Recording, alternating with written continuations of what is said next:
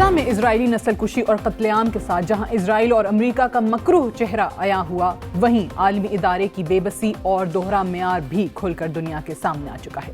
اقوام متحدہ کی سلامتی کونسل میں جو ہو رہا ہے وہ ہم سب کے سامنے ہے۔ امریکہ نے عالمی ادارے کی ساکھ کو مکمل طور پر تباہ کر دیا ہے۔ امریکی ویٹو اسرائیل کے دفاع کے لیے استعمال ہو رہا ہے۔ امریکہ اور برطانیہ کو چھوڑ کر سلامتی کونسل اور جنرل اسمبلی کے تمام ممالک جنگ بندی کے حامی ہیں، مگر عالمی ادارے کے 78 سال پہلے بنائے قوانین آج کی تاریخ میں بالکل بے اثر ہو چکے ہیں۔ غزہ کی موجودہ صورتحال میں ایک بار پھر عالمی رہنماؤں کی طرف سے اقوام متحدہ کی ازسر نو ریفارمز کی بات کی جا رہی ہے تاکہ بنیادی ڈھانچے پر 5 ممالک کے اثر و رسوخ کو زائل کیا جا سکے اور صحیح معنوں میں امن کی راہ تلاش کی جا سکے۔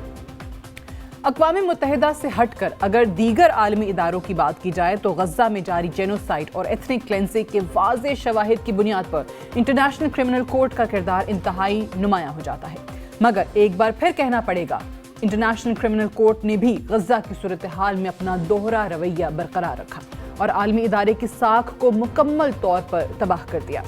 انٹرنیشنل کرمنل کورٹ اسرائیلی وزیر اعظم، اسرائیلی کابینہ اور اسرائیلی آکوپیشن فورسز کو قانون کے دائرے میں لانے میں مکمل ناکام ہو چکی ہے۔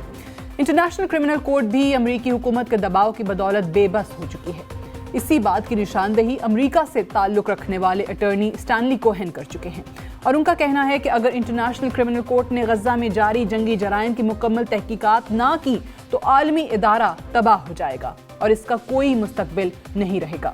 صہیونی ریاست کی کارروائیوں سے ہزاروں کی تعداد میں معصوم فلسطینیوں کی شہادت کے بعد 17 نومبر کو جنوبی افریقہ، بنگلہ دیش، کوموروس، بولیویا اور جبوتی نے انٹرنیشنل کرمنل کورٹ سے درخواست کرتے ہوئے جنگی جرائم کے خلاف تحقیقات کا مطالبہ کیا تھا، مگر تحقیقات کیا ہونی تھی؟ انٹرنیشنل کرمنل کورٹ کے چیف پروسیکیوٹر کریم خان نے 5 ممالک کی درخواست کے بعد ایک بیان میں موقف اختیار کیا کہ مارچ 2021 سے غزہ اور ویسٹ بینک سے متعلق تحقیقات کے ساتھ اکتوبر کے ہونے والے واقعات کی تحقیقات بھی کی جائیں۔ انٹرنیشنل کرمنل کورٹ کا مکمل جھکاؤ اور ہمدردی صرف اور صرف اسرائیل کے ساتھ ہے۔ انٹرنیشنل کرمنل کورٹ کے چیف پروسیکیوٹر کریم خان کا فلسطین سے باعث اس وقت کھل کر سامنے آیا جب گزشتہ ہفتے فلسطینی علاقے کے دورے کے موقع پر عالمی ادارے کے عہدیدار نے صرف حماس کے حملوں سے بچ جانے والوں سے ملاقات کی اور فلسطینی سائٹ کو مکمل طور پر نظر انداز کر دیا۔ انٹرنیشنل کرمنل کورٹ کے عہدیدار کی آمد سے قبل نہ کسی نے غزہ میں شہید ہونے والے لواحقین سے رابطے کی کوشش کی اور نہ ہی اسرائیلی جارحیت سے بچ جانے والوں سے رافع بارڈر پر ملاقات کی کوشش کی۔ دوسری جانب کریم خان حماس کے حملوں سے بچ جانے والے اسرائیلی افراد کا انٹرنیشنل کرمنل کورٹ کے ہیڈ کوارٹر میں بھی استقبال کرنے کے لیے تیار تھے۔ انٹرنیشنل کرمنل کورٹ کا تعصبانہ رویہ ساری دنیا کے سامنے ہے۔ ایسا محسوس ہو رہا ہے کہ امریکہ اور اسرائیل کے دباؤ میں عالمی ادارہ حماس کو جنگی جرائم میں چارج کر کے چلتا بنے گا۔ اسرائیل کے ہاتھوں جینوسائیڈ اور ایتھنک کلینزنگ کو کلین چٹ مل جائے گی۔ عالمی ادارے کے دوہرے معیار کی بات کی جائے تو روس یوکرین جنگ کے آغاز کے بعد انٹرنیشنل کرمنل کورٹ انتہائی متحرک نظر آئی۔ 17 مارچ 2023 کو عالمی ادارے نے جینوسائیڈ اور کرائمز اگینسٹ ہیومینٹی کو بنیاد بنا کر روسی صدر ولادیمیر پوٹن کے خلاف اریسٹ وارنٹ جاری کیے۔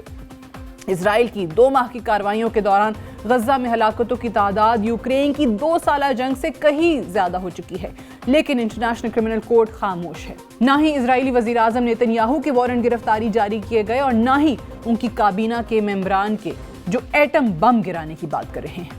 آج کے اس ایڈیٹوریل کو ہم اس نقطے پر کنکلوڈ کرتے ہوئے صرف یہ کہہ سکتے ہیں کہ اسرائیل اور امریکہ کی طاقت کے سامنے پہلے اقوام متحدہ بے بس ہوئی اور اب انٹرنیشنل کرمنل کورٹ بھی بے بس اور لاچار ہو چکی ہے۔